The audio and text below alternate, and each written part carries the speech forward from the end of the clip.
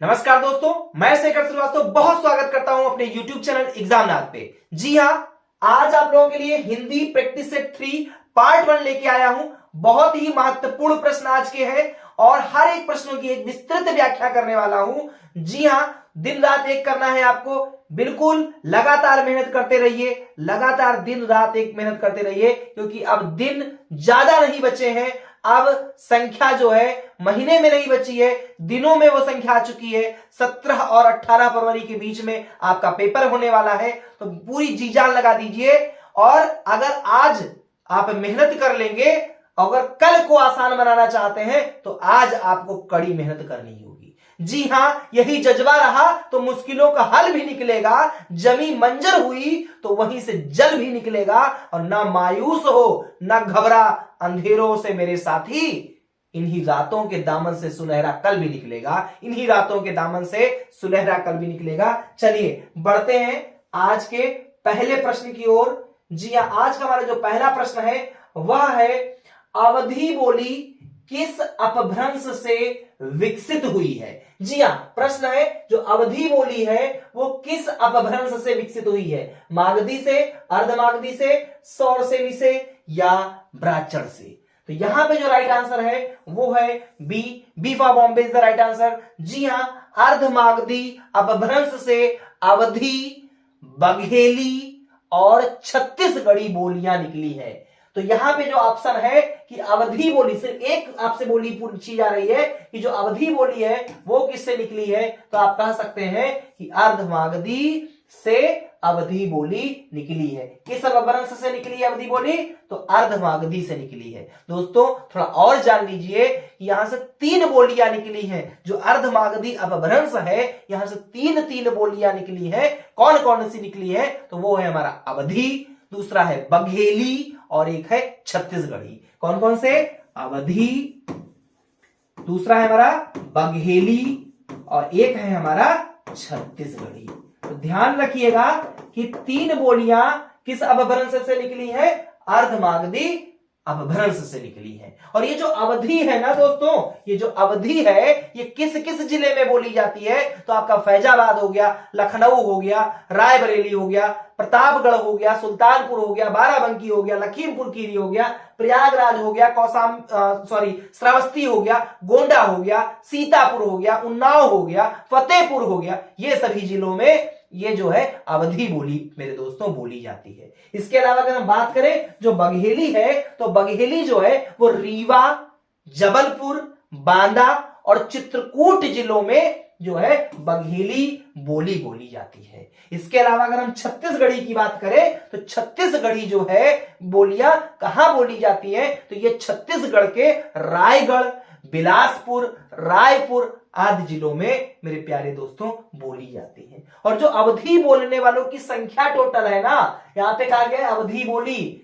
तो अवधी बोली बोलने वालों की संख्या लगभग 2 करोड़ है। कितने हैं, अगर यह प्रश्न आता है कि अवधी बोली बोलने वाले लोगों की संख्या कितनी है, तो आप कह के आएंगे, आप टिक करके आएंगे जहां पे 2 करोड़ वाला ऑप्शन लिखा होगा। जी हां, और यहां पे आपने क्या जाना, बहुत सारे फैक्ट आप जान रहे हैं। इसके अलावा अगर हम बात करें कुछ ऐसे लेखकों के, ऐसे कुछ कवियों की जो अवधी भाषा के लिए जाना जाते हो, जो अवधी बोली में अपनी रचनाओं को लिखते हो, जैसे मलिक मोहम्मद जायसी का जो एक रचित ग्रंथ है पद्मावत, वो ठेठ अवधी में है। जी हां, ठेठ अवधि में कौन क्या लिखा गया है, यह लिखा गया है पद्मावत को।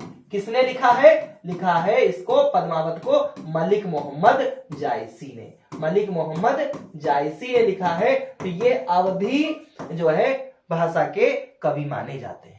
इसके अलावा अगर हम तुलसीदास जी की बात करें, तो जो तुलसीदास जी की रामचरितमानस है वो अभी एक साहित्यिक अवधि में लिखा गया है। और जो कुछ अवधि की अगर हम विशेषता कहें, जो अवधि बोलियां होती हैं, तो अवधि बोलियां की कुछ विशेषताएं होती हैं। क्या विशेषता होती है, अवधि बोली की मुख्यतः ये विशेषता होती है कि वो अकारांत बोली जाती है। व्यंजनार्थ होना इसकी मुख्य विशेषता होती है।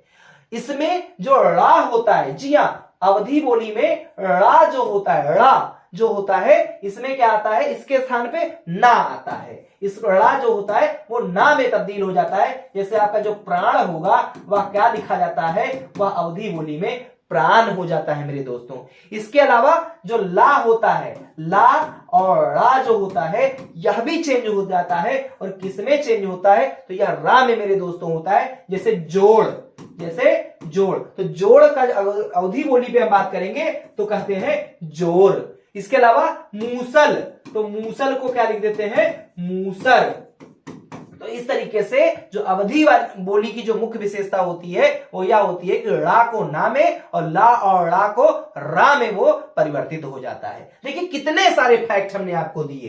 एक प्रश्न छोटा सा था कि अवधी बोली किस अपभ्रंश से निकली है, आपका सीधा सीधा आंसर था अर्धमागधी से। लेकिन कितनी बोलियां और निकली, तो अवधी निकली। इसके अलावा हमने और आपको बताया बघेली निकली, छत्तीसगढ़ी निकली। अवधी कितने लोग बोलते हैं, कौन कौन से कवि, कितने रचनाकार हैं, बहुत सारे फैक्ट आपको एक ही प्रश्न में मेरे प्यारे दोस्तों मिल रहा है। तो चलिए बढ़ते हैं अगले प्रश्न की ओर। जी हाँ, तो ये है हमारा क्वेश्चन नंबर 2। निम्न में कौन सी बोली उत्तर प्रदेश की नहीं है, निम्न में कौन सी बोली उत्तर प्रदेश की नहीं है। ऑप्शन है भोजपुरी, ब्रज, मेवाती या कन्नौजी। तो यहां पे जो राइट आंसर है वो है आपका option C for Canada is the right answer. जी हां, जो मेवाती है यह उत्तर प्रदेश में नहीं बोली जाती है, यह दिल्ली, गुड़गांव, अलवर, भरतपुर में बोली जाती है। तो दोस्तों यहां पे पूछा गया था कि उत्तर प्रदेश की बोली नहीं है, तो ये मेवाती जो है यह दिल्ली, गुड़गांव, अलवर और भरतपुर में बोली जाती है, किंतु उत्तर प्रदेश में दोस्तों नहीं बोली जाती है। इसलिए जो हमारा राइट आंसर है वो हो जाएगा option C for Canada is the right answer. चलिए बढ़ते हैं नेक्स्ट क्वेश्चन की ओर। नेक्स्ट क्वेश्चन है हमारा स्वरों का उच्चारण। स्वरों का उच्चारण अनुनासिक की सहायता से होता है, बिना किसी की सहायता से होता है, व्यंजनों की सहायता से होता है या अनुस्वार की सहायता से होता है। तो इसका जो राइट आंसर है वो है option B for Bombay is the right answer. जी हां, बिना किसी की सहायता से स्वरों का उच्चारण होता है। तो यहां पे आपका ऑप्शन बी सही हो जाता है। चलिए बढ़ते हैं अपने नेक्स्ट क्वेश्चन की ओर। हमारा नेक्स्ट क्वेश्चन है मैं चलती थी में मैं का बहुवचन क्या होगा। जी हां, मैं और तुम गर हम हो जाते। याद करिए उस गाने को, मैं और तुम गर हम हो जाते। यहां पे पूछा गया है कि मैं का बहुवचन क्या होगा। तो मैं का बहुवचन क्या होगा, यहां पे सॉरी, मैं का बहुवचन क्या हो जाएगा, मैं का बहुवचन हो जाने वाला है हम। मैं और तुम गर हम हो जाते, अगर दोनों मिल जाते तो मैं क्या है, वह एक वचन है, बट हम क्या है, मैं का बहुवचन होता है। समझ में आया ना, बिल्कुल समझ में आएगा, बस ध्यान से सुनिए। यहां पे मैं का बहुवचन क्या होगा, हम गाने के माध्यम से भी तो बता रहा हूं, बिल्कुल गाना सुना होगा। आज ही YouTube पे आज इसको डालिएगा। इस वीडियो को खत्म करने के बाद, इस वीडियो को पूरी तरीके से देखने के बाद, समझने के बाद, नोट्स तैयार करने के बाद इस गाने को भी सुनिएगा। बहुत बढ़िया गाना है, मुझे तो बड़ा अच्छा लगता है। चलिए बढ़ते हैं अगले प्रश्न की ओर। अगला प्रश्न है राज्यपाल में कौन सी संज्ञा है, जातिवाचक है, भाववाचक संज्ञा है, समूहवाचक संज्ञा है या व्यक्तिवाचक संज्ञा है। तो इसका जो राइट आंसर है वो है हमारा ऑप्शन ए। जी हां, राज्यपाल में जातिवाचक संज्ञा है। अब जातिवाचक संज्ञा क्या होती है दोस्तों, तो जिन संज्ञा शब्दों से एक ही प्रकार की वस्तुओं अथवा व्यक्तियों का बोध हो उसे हम क्या बोलते हैं, उसे हम दोस्तों बोलते हैं जातिवाचक संज्ञा। जैसे लड़का, वकील, पर्वत, राज्यपाल, ज्वालामुखी, वर्षा, लड़की, प्रोफेसर, मंत्री, ये जितने शब्द हैं वो सब क्या हैं, ये शब्द हमारे जातिवाचक संज्ञा के अंतर्गत आते हैं। लेकिन दोस्तों अभी समझ में नहीं आया होगा, हम तो ऐसे बोल दिए ना कि हाँ लड़का, वकील, पर्वत, राज्यपाल, मुख्यमंत्री, वर्षा, लड़की, प्रोफेसर, मंत्री, ये सब हमारे वर्ड्स जातिवाचक हैं। लेकिन कहां तक, कितने शब्दों को आप ध्यान रखेंगे जब तक आप जातिवाचक संज्ञा को समझेंगे नहीं अच्छे से। जैसे एक एग्जाम्पल ले लेता हूं, यह बताइए कि जातिवाचक संज्ञा को अच्छे से समझना है। आपके घर पे अगर कोई कुत्ता पला हुआ है और उस कुत्ते को आप प्रेम से बोलते हैं, उसको प्यार से आप टॉमी बुलाते हैं, और मेरे घर पे भी एक कुत्ता पला हुआ है, हम उस कुत्ते को क्या बोलते हैं, हम उसको सैम कह करके बुलाते हैं। कोई कुछ और टाइगर कह के बुलाता होगा, कोई कुछ और कह के बुलाता है। तो देख सकते हैं यहां पे जो कुत्ता है वो कुत्ता कुत्ता ही रह गया, चाहे आपके घर का कुत्ता है, मेरे घर का वो डॉगी है, आपके घर का डॉगी है, किसी और के घर का डॉगी है, लेकिन उसका नाम चेंज हो रहा है। तो जब किसी एक की बात हो, व्यक्तिगत बात हो, उसका नाम दिया गया हो, तो वो दोस्तों क्या होती है, वह होती है हमारी व्यक्तिवाचक संज्ञा। क्या होती है, व्यक्तिगत। जैसे टॉमी आ गया तो वो किसी एक विशेष व्यक्ति का नाम है, विशेष एक डॉगी का नाम है, वो विशेष आपके घर के जो डॉगी का नाम है वह टॉमी है, मेरे घर का जो डॉगी है उसका नाम सैम है, किसी के घर के डॉगी का नाम टाइगर है। तो ये हमारा व्यक्तिवाचक हो जाता है। लेकिन ये देखिए नहीं चेंज हो रहा है, या एक समूह को, एक ही प्रकार के समूह को, या चाहे वस्तुओं का हो, चाहे व्यक्तियों का हो, जानवरों का हो, अगर बोध कराता है तो उसे क्या बोलते हैं, उसे हम बोलते हैं दोस्तों जातिवाचक संज्ञा। और ध्यान दे देते हैं, प्रशासनिक, राजनीतिक पदों के नाम, व्यवसायों के नाम, पशु पक्षियों के नाम, वस्तुओं के नाम, प्राकृतिक आपदाओं के नाम, मनुष्य जाति के लिए भी अगर प्रयुक्त कोई जगह पे होता है नाम तो उसे जातिवाचक संज्ञा के अंतर्गत रखते हैं। चलिए समझ में आ गया होगा आपको, बिल्कुल समझ में आ गया होगा। बढ़ते हैं अगले प्रश्न की ओर। अगला प्रश्न हमारा है, निम्नलिखित में से क्या एक संबंधवाचक सर्वनाम नहीं है। जी हां, कहा जा रहा है ये जो ऑप्शंस आपको दिए गए हैं, इन ऑप्शन में वो कौन सा शब्द है जो संबंध वाचक सर्वनाम नहीं है। जी हां, आपको बताना है कि वो कौन सा शब्द है जो संबंधवाचक सर्वनाम नहीं है। तो आपका यहां पे जो है option D for Denmark is the right answer. जी हां, यह शब्द जो है यह संबंधवाचक सर्वनाम नहीं है। तो संबंधवाचक सर्वनाम क्या होता है? सबसे पहले दोस्तों हम ये जानते हैं कि जो संबंधवाचक सर्वनाम होता है यह होता क्या है। तो ऐसे सर्वनाम, जी हां, ध्यान से कॉपी और पेन को लेके बैठिए, बिल्कुल एक एक पॉइंट को नोट करते जाइए कि ऐसे सर्वनाम शब्द जो किसी दूसरे संज्ञा या सर्वनाम से संबंध स्थापित करने के लिए प्रयुक्त किए जाते हैं उन्हें हम क्या बोलते हैं, तो उन्हें हम दोस्तों बोलते हैं संबंधवाचक सर्वनाम।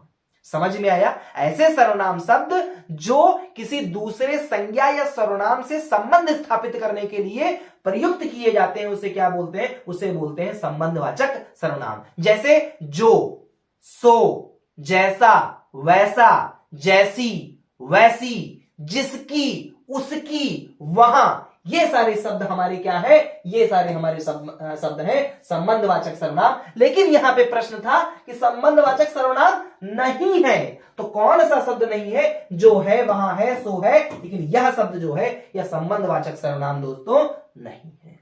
चलिए बढ़ते हैं अगले प्रश्न की ओर। अगला प्रश्न है कि विशेषण के मुख्यतः कितने भेद होते हैं। जी हां, पूछा गया है कि विशेषण जो होता है इस विशेषण के कितने भेद होते हैं। 6 होते हैं, 3 होते हैं, 4 होते हैं या 2 होते हैं। तो मेरे प्यारे दोस्तों, जो संख्या है विशेषण के भेद की वह है हमारी दोस्तों जो है ऑप्शन सी में दिया गया है 4। जी हां, विशेषण के मुख्यतः 4 भेद होते हैं। अब यह भी जान लेते हैं कि उन चारों भेदों के नाम क्या होते हैं। तो पहला मेरे प्यारे दोस्तों, मेरा पहला जो होता है वो होता है गुणवाचक विशेषण। क्या होता है? गुणवाचक विशेषण। दूसरा होता है संख्यावाचक विशेषण। तीसरा होता है परिमाणवाचक विशेषण। और हमारा चौथा होता है जिसको हम 3 नामों से जानते हैं, चाहे सार्वजनिक विशेषण कहिए, संकेतवाचक विशेषण कहिए, निजवाचक विशेषण कहिए, सब एक ही चीज है। जी हां, एक ही चीज है। समझ में आया ना? विशेषण कितने प्रकार के होते हैं? 4। कौन कौन? गुणवाचक विशेषण, संख्यावाचक विशेषण, परिमाणवाचक विशेषण और सार्वजनिक विशेषण कहिए, चाहे संकेतवाचक विशेषण कहिए, चाहे निजवाचक विशेषण कहिए, ये तीनों एक ही चीज है। चलिए बढ़ते हैं। समझ में आ गया कि यहां पे राइट आंसर हो जाने वाला है option C for Canada is the right answer. चलिए बढ़ते हैं अगले प्रश्न की ओर। अगला प्रश्न है हमारा गीला है।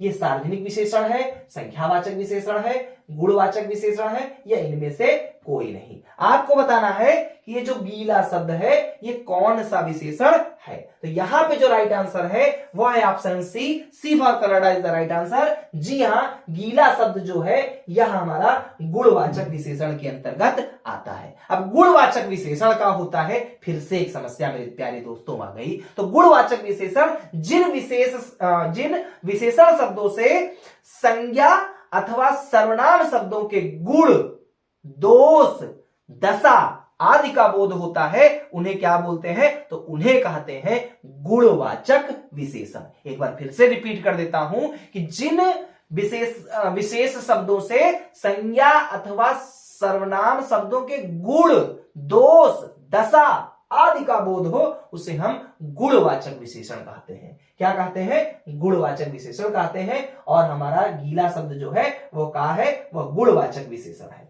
चलिए बढ़ते हैं अगले प्रश्न की ओर। अगला प्रश्न है, अब आप चल सकते हैं। वाक्य में कौन सी वृत्ति है? यहाँ पे निश्चयार्थ है, सामर्थ्य सूचक है, बाध्यता सूचक है या इच्छार्थक है? तो जी हां, अब आप चल सकते हैं या कहीं ना कहीं सामर्थ्य सूचक है। ये हिम्मती की तो बात है, ये सामर्थ्य की तो ही बात है। ये सामर्थ्य सूचक वृत्ति इसमें यूज की गई है। किस वाक्य में? इस वाक्य में कि अब आप चल सकते हैं। चलिए, तो यहां पे ऑप्शन आपका कौन सा सही हो जा रहा है? Option B for Bombay is the right answer. चलिए बढ़ते हैं नेक्स्ट प्रश्न की ओर, नेक्स्ट क्वेश्चन की ओर कि सुबह में चिड़िया चहचहाने लगते हैं। वाक्य में प्रयुक्त काल पहचानिए। पूर्ण भूतकाल है, सामान्य भविष्य काल है, अपूर्ण भूतकाल है या सामान्य वर्तमान काल है? तो जी हां, चिड़िया चहचहाने लगती है होना चाहिए। यहां पे ये क्या होगा? सामान्य वर्तमान काल है। जी हां, इस सेंटेंस में जो ये वाक्य दिया गया है, इस वाक्य में कौन सा काल है? तो यह है हमारा सामान्य वर्तमान काल। Option D for Denmark is the right answer. बढ़ते हैं अगले प्रश्न की ओर। अगला प्रश्न हमारा है, मां सुबह नाश्ता बनाती है। इसमें कौन सा क्रिया विशेषण है? आपको बताना है कि इसमें कौन सा जो है क्रिया विशेषण है। मां सुबह नाश्ता बनाती है, इसमें कौन सा क्रिया विशेषण है? कालवाचक क्रिया विशेषण है, स्थानवाचक क्रिया विशेषण है, परिमाणवाचक क्रिया विशेषण है या रीतिवाचक क्रिया विशेषण है? तो इसमें जो है कालवाचक क्रिया विशेषण है मेरे प्यारे दोस्तों। Option A for America is the right answer. जी हाँ, ये जो सेंटेंस दिया गया है इसमें कौन सी क्रिया विशेषण यूज की गई है? तो इसमें किया गया है कालवाचक क्रिया विशेषण। अब कालवाचक क्रिया विशेषण क्या होता है? तो जिन क्रिया विशेषण शब्दों से काल या समय की सूचना मिले उसे कालवाचक क्रिया विशेषण कहते हैं। जैसे आज, कल, परसों, नरसों, अब, तब, जब, कभी, कभी कभी, ये सभी शब्द हमारे क्या है? ये सब हमारे कालवाचक क्रिया विशेषण है। समझ में आ रहा है ना? बिल्कुल समझ में आए। इस वक्त सोना बाबू जानू ये सब भूल जाइए, मेहनत करिए, जी जान लगा के मेहनत करिए, क्योंकि परीक्षा आपकी होनी है। बिल्कुल, अगर हमने पहले भी बताया था कल को आसान बनाना है तो आज तो आपको जगना होगा, आज तो आपको कड़ी मेहनत करनी होगी, और कड़ी नहीं, कड़ी से कड़ी मेहनत करनी होगी मेरे प्यारे दोस्तों। और मुझे उम्मीद है कि आप वो मेहनत लगातार कर भी रहे हैं। चलिए बढ़ते हैं नेक्स्ट प्रश्न की ओर, नेक्स्ट क्वेश्चन की ओर। नेक्स्ट क्वेश्चन हमारा है, जो किसी का पक्ष न ले के लिए एक शब्द है, वह कौन सा शब्द है? अपक्षधर है, आदर्श, तटस्थ या निष्पक्ष? जी हां, उसको क्या बोलते हैं? उसे निष्पक्ष बोलते हैं। जैसे क्रिकेट मैच में अंपायर को आपने देखा होगा, वो किसी का पक्ष नहीं लेता है, वह निष्पक्ष होता है। अंपायर हमारा क्या होता है? वह पक्ष नहीं लेता है, वह निष्पक्ष होता है। तो वो किसी का पक्ष नहीं लेता है, वो किसी एक टीम का पक्ष नहीं लेता है। जो हकीकत होती है, अगर वो आउट है तो वो हाथ ऊपर उठा देता है, और अगर नॉट आउट है तो क्या करता है? वो नॉट आउट अपना सर को हिला देता है और आउट नहीं देता है। तो जो किसी का पक्ष ना ले उसे क्या बोलते हैं? एक शब्द में उसे मेरे प्यारे दोस्तों बोलते हैं निष्पक्ष। चलिए बढ़ते हैं अगले प्रश्न की ओर। अगला प्रश्न हमारा है कि होनहार बिरवात के कि होत चीकने पात। जी हां, होनहार बिरवान के होत चीकने पात लोकोक्ति का सही अर्थ क्या है?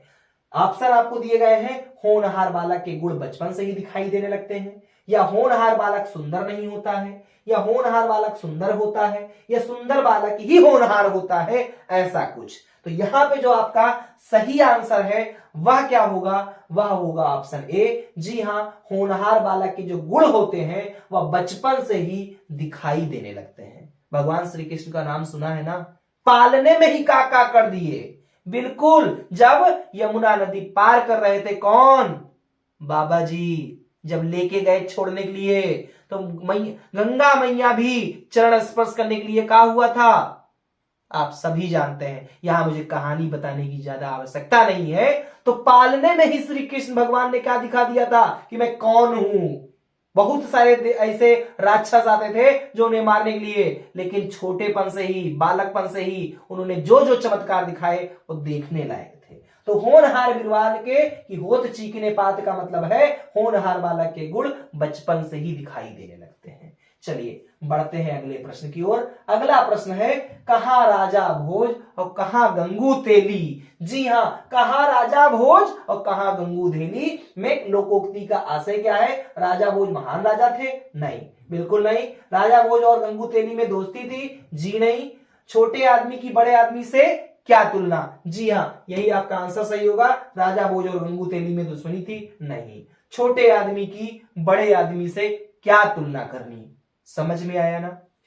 कहा राजा भोज कहा गंगू तेली का अर्थ क्या होता है? जो छोटे आदमी होते हैं उनकी बड़े आदमियों से क्या तुलना की जा सकती है। चलिए बढ़ते हैं अगले प्रश्न की ओर। अगला प्रश्न है, जिस सामासिक शब्दों में पूर्व पद और उत्तर पद गौड़ होते हैं और कोई तीसरा पद प्रधान होता है, वहां कौन सा समास होता है? बहुब्रीहि होता है, कर्मधारय, या तत्पुरुष, या द्वंद्व समास? कौन सा होता है? तो मेरे प्यारे दोस्तों, वहां पे कौन सा समास होता है? बहुब्रीहि समास होता है, जिसमें पूर्व पद और उत्तर पद क्या होते हैं? गौड़ होते हैं और कोई तीसरा पद प्रधान हो जाता है। अर्थात ऐसे समास जिसमें दोनों पद मिलकर के क्या करते हैं? तीसरे का निर्माण कर देते हैं, उसे हम क्या बोलते हैं? उसे हम प्यारे दोस्तों बोलते हैं बहुब्रीहि समास। क्या बोलते हैं? बहुब्रीहि समास बोलते हैं। जैसे एक हम एग्जाम्पल के लिए उदाहरण के रूप में लेते हैं, एग्जाम्पल के रूप में लेते हैं, जैसे लंबोदर। लंबोदर, तो लंबोदर का मतलब है लंबा है जिसका उदर, उदर मीन्स पेट, लंबा है जिसका उदर, अर्थात गणेश जी। तो देखिए यहां पे दोनों पद क्या हो गए? वहां पे दोनों पद गौड़ हो रहे हैं और तीसरे पद की प्रधानता हो रही है। एक और एग्जांपल ले लेते हैं, जैसे कहा जाए दशानन। दशानन, दशानन का मतलब 10 है जिसके आनन, अर्थात रावण। तो देखिए यहां पे भी दोनों पद हमारे क्या हो रहे हैं? प्रथम और द्वितीय दोनों पदों की प्रधानता ना होकर के किसी तीसरे पद की क्या हो रही है? प्रधानता हो रही है। तो हम उसको क्या बोलते हैं? हम उसको बोलते हैं कि ये हमारा बहुब्रीहि समास है। और एक एग्जांपल ले लेते हैं, जैसे कमल नयन। कमल जैसे जिसके हैं नयन, अर्थात कौन? भगवान विष्णु जी। बात समझ में आ रही है ना? पूरी तरीके से आपको कॉन्सेप्ट क्लियर होना चाहिए, क्योंकि जब तक आपका कॉन्सेप्ट नहीं क्लियर होगा तब तक आप पूरी तरीके से प्रश्नों को, जब तक आप उसके नेचर को नहीं समझेंगे, उस कॉन्सेप्ट को नहीं समझेंगे, आप परीक्षा हाल में सही टिक करके नहीं आ पाएंगे। तो अगर आपको सही टिक करना है, अगर इस बार परीक्षा निकालनी है आपको, तो पूरी तरीके से कॉन्सेप्ट को अपने माइंड में सेट कर लीजिए। जी हां, एकदम जब तक सेट नहीं होगा, जैसे पीतांबर।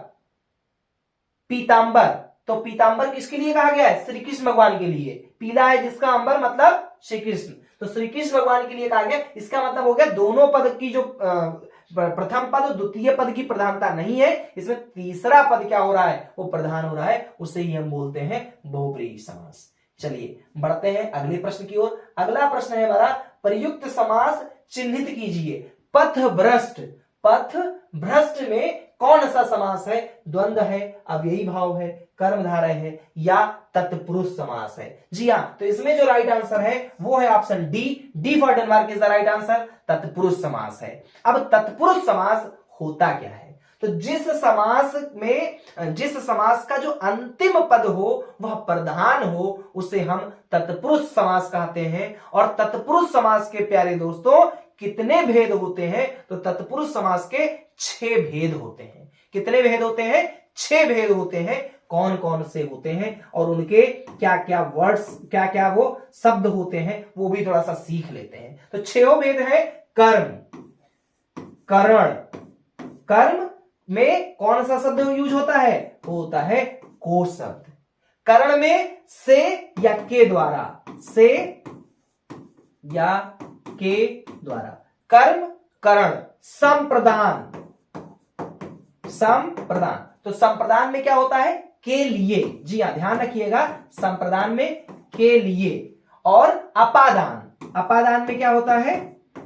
अपादान जो होता है इसमें से होता है लेकिन अलग होने के भाव में होता है। क्या होता है? से होता है लेकिन अलग होने के भाव में, अलग होने के भाव में।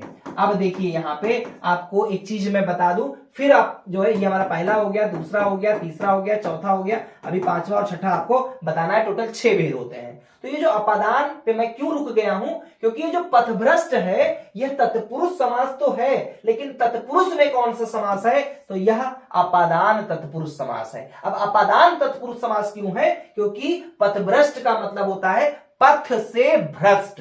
तो देखिए, पथ से अलग होने का भाव प्रकट हो रहा है। ध्यान से समझिए। ठीक है, पथभ्रष्ट कौन सा समास है? तत्पुरुष समास है। लेकिन तत्पुरुष समास में कौन सा समास है? कर्म समास, करण समास की संप्रदान तत्पुरुष समास, अपादान हो गया कि संबंध, या मैं पूरा लिख देता हूं, या अधिकरण। संबंध या अधिकरण। संबंध में जो है का, की या के, का, की या के शब्द का यूज होता है, जबकि जो अधिकरण होता है इसमें में या पर शब्द यूज होता है। तो यहां पे ध्यान रखिएगा, जो पथभ्रष्ट आया है वो कौन सा समास है? तो वो तत्पुरुष समास है। और तत्पुरुष में कौन सा समास है? तो वो तत्पुरुष में अपादान तत्पुरुष समास है। क्योंकि पथभ्रष्ट का मतलब होता है पथ से भ्रष्ट, इसका मतलब से आया और अलग होने का जो भाव प्रकट हो उसी का ये होता है। एक और एग्जांपल ले लेते हैं पथभ्रष्ट के अलावा, जैसे धनहीन, धन से हीन, जैसे रोगहीन, रोग से हीन, जैसे भाग्यहीन, भाग्य से ही। ये सभी एग्जाम्पल हमारे अपादान तत्पुरुष समास के हैं। तो समझ में आया ना कि क्या होता है हमारा जो है ये तत्पुरुष समास, और ये जो वर्ड दिया गया है पथभ्रष्ट, वो किस समास से संबंधित है? तो तत्पुरुष से है। D for Denmark is the right answer. चलिए बढ़ते हैं अगले। ये है हमारा क्वेश्चन नंबर 17वां। निम्न में वर्तनी की दृष्टि से शुद्ध शब्द कौन सा है? वाल्मीकि, वाल्मीकि, वाल्मीकि या वाल्मीकि? ये कौन सा शब्द सही है? तो यहां पे जो ऑप्शन ए है, A for America is the right option. जी हां, सही वर्तनी इस तरीके से आप वाल्मीकि लिखते हैं। जो तो शुद्ध शब्द है वो है हमारा ऑप्शन ए में लिखा हुआ। समझ गए? चलिए बढ़ते हैं नेक्स्ट क्वेश्चन की ओर। नेक्स्ट क्वेश्चन भी हमारा वर्तनी से ही संबंधित है कि शुद्ध वर्तनी चुनिए। आशीर्वाद, आशीर्वाद, आशीर्वाद, आशीर्वाद कैसे हम सही लिखते हैं? तो इसका जो ऑप्शन होगा वो option C for Canada is the right answer. जी हां, आशीर्वाद हम कैसे लिखते हैं? ऐसे लिखा जाता है। यही हमारा सही वर्तनी है। चलिए बढ़ते हैं नेक्स्ट क्वेश्चन की ओर और आज के लास्ट क्वेश्चन की ओर। शीत का विलोम होगा। जी हां, प्रश्न है शीत का विलोम होगा। कृष्ण होगा, उष्ण होगा, गीत होगा या ठंड होगा? तो इसका जो राइट आंसर है वो है ऑप्शन बी। जी हां, शीत का जो विलोम होता है वो होता है उष्ण। तो इस तरीके से ये हमारे आज के 19 अति महत्वपूर्ण प्रश्न थे, जो कहीं ना कहीं 19 ही प्रश्न आप नहीं पाते हैं, पता नहीं कितने आप कॉन्सेप्ट पाते हैं। नोट्स बनाइए, उसे ध्यान से पढ़िए, एक दो बार आप उसको और पढ़िए, अगेन आकर के एक बार वीडियो को देखिए, आपको पूरा कॉन्सेप्ट बिल्कुल दिमाग में सेट हो जाने वाला है। और एक बार जब सेट हो जाएगा ना मेरे प्यारे दोस्तों, तो परीक्षा हाल में कोई ज्यादा दिक्कत आपको नहीं होने वाली है। इस बार आपके घर एक सरकारी नौकरी होने वाली है। चलिए बहुत बहुत धन्यवाद। Thanks for watching. Thank you. जय हिंद।